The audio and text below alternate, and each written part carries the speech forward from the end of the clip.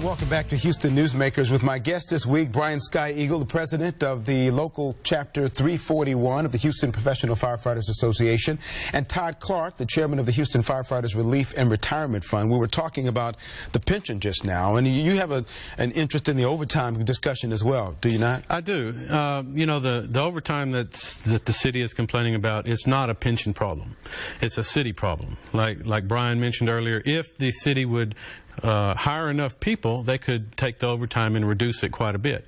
Instead, they would choose to pay overtime. It's cheaper. They don't have to pay all the extra benefits. So, to me, the overtime and the pension go hand in hand, because if you don't have enough people, they're going to work overtime. Now, the state has laws. I mean, the city really has no ability to negotiate with the pension board. Is that correct? Correct. But the union does. The union negotiates directly with the city. Correct. And the city wants to have the same chance to negotiate with you like they negotiate with... Well, they have what they want is it's called meet and confer. They have this meet and confer process with the other two pension systems. We do not have it because we see it as a destructive cycle. What it has done to the other two pension systems, it has underfunded them greatly. Whenever the meet and confer process talks come about, what gets negotiated is the amount that the city pays in. The pension is a three-legged stool. The city pays in, the firefighters pay in, and then income from investments takes care of the rest. So when you reduce one of those, as they have with the other two funds, it digs a big hole. And the only way out of it is to cut benefits. And what are you hearing from your rank and file about the whole pension scenario, what they suggest happens and what they're willing to do or not do? We fully support the pension, and as it is, we don't want to see any change either. I know there are some issues on both sides about the financing, but my rank and file saw the lawsuit as an attack on firefighters. And as Todd has said, that's the only thing firefighters have. So when you do go after that, there is a sense and a feeling that you're going after directly to firefighters. Putting the other cap on, I know that cities around the country, some of them that have not been as smart as the city of Houston in terms of balancing the budget, so to speak, cities like Detroit and Chicago, for example, its underfunding is almost $27 billion as opposed to the city of Houston, which is about $2.5 billion, I think, in terms of underfunding. Right. They would come to the table and say, look, we need to do something now to change this so that we can make sure that we don't have any problems down the road.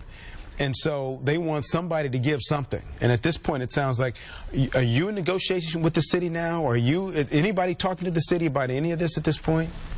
Well, currently the union is in negotiations with the city under collective bargaining. And that's relating to just the union contract? Correct. There is an agreement. We do not discuss pension issues at collective bargaining because it is a separate issue. And now there's litigation, and I'll defer to Todd and the pension board to address those issues. But in collective bargaining, we do not. And in terms of overtime, you don't have any control administratively over how that's meted out. You just, as your union, your rank and file, that says, okay, we're ready to work. You put us to work, that's where we'll go. Absolutely. We don't manage it. We don't create it. We don't process it. We get the call to come into work, and we show up to work. And what, from what I understand, the way the chief is suggesting this be put into place is that when people call in sick and they need to get enough people, they have 4 people on an engine, 2 people on a paramedic truck, correct? And correct.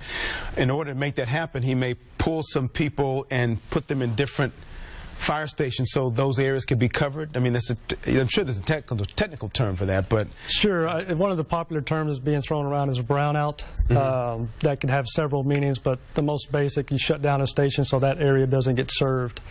But you have different options where you can move people around, and you reduce the number of paramedics on an EMS unit and spread those people around. Does it make it tougher on the firefighters when you're being pulled like that? Obviously, you're willing to work overtime, it's extra money, but that's still an increased amount of requirement on you personally, physically, and so forth. Absolutely. And like the fire chief said, 85% of the calls are EMS, so you're taxing the EMS portion of the fire department heavily. And then when you do incur those big fires, you just simply don't have enough people, and that overtaxes them. I think one council member mentioned this morning about the morale issue that comes from that, and also at what point is the tipping point where you overwork firefighters? Well, now they have to call in. I know Todd, the mayor, says she just wants to negotiate. That's all she wants to do, to get people to the table to negotiate. Has to file a lawsuit to do that. You say that's not true. There's really much more to it than that. There's a lot more to it than that. Yes, the mayor did file a lawsuit against the Firefighters Pension Fund. This makes the second lawsuit she's filed. The first one, she wanted members' private financial information, and that's just like the mayor calling you, Khambrel, and saying, what's in your checking and savings account? Well, it's none of our business, and that's private confidential information. We take our fiduciary responsibility very serious. The second lawsuit, she's claiming the statute which governs our pension system is unconstitutional. It's been in place for 75 years. And that's something that's going to go up probably to state level at least to go ahead and try to get that solved? It will, this will be a litigation that will proceed a long time. Well, we're going to continue to follow it. I obviously thank you for coming in and shining a little light on this for the viewers. I know who many have been concerned about what's going on with Houston Fire. I have to say this on behalf of all the viewers. No one is more important to us than Houston Fire Department and police and who serve us. And so I appreciate all that you do and all your members do. And I hope everything gets resolved so everybody can go away happy and sing Kumbaya. Well, let me end on that note that under collective bargaining, you probably heard this in the meeting this morning with council, we are having fruitful negotiations. There is a committed effort on both sides that we resolve these things in the short term and in the long term. So I'm happy to say that both sides are working hard, and we're being very optimistic. We can't guarantee anything, but it's moving along very good. That's great to hear. Thank you. Brian Sky Eagle, Todd, thank you for coming in. I appreciate you coming in, and we're going to attach information to your organizations on our website so the viewers can go ahead and get to know who you are even more so. Thank you. Absolutely. Thank you for coming in. Thank you so much. Really appreciate you coming in. Just ahead, we're going to have another angle on this. Chronicle columnist with another point of view, Bill King, about the fire department pension issue and concerns about Houston's solvency if things don't change. That's next when Houston Newsmakers continues.